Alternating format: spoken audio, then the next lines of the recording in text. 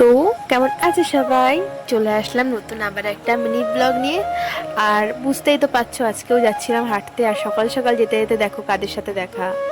তারপরে এই যে এখান থেকে আমরা প্রতিদিনই ব্যাক করি। বোন আমার একটু ভিডিও করে দিচ্ছিল, তারপরে বাড়ি আসার পরে বোন লাফদড়ি খেলছিল, বারবার বেঁধে যাচ্ছিল।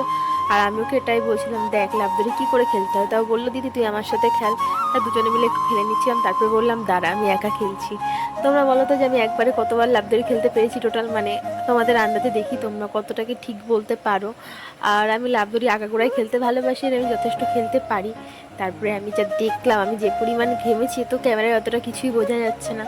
তারপরে বোনও আর একটু খেলছিল, খেলার পরে এই যে আবহাওয়াটা এরকম, তখনও মেঘলা মেঘলা। বাড়ি আসার পরে যে চিয়া সিড, ডিম সেদ্ধ, কফি এসব খাচ্ছিলাম, আর বিস্কুটগুলো যেহেতু বোন খাচ্ছিল আমি খাইনি। তারপরে এই যে বসে বসে টিভি দেখছিলাম, গান শুনছিলাম আর খাচ্ছিলাম।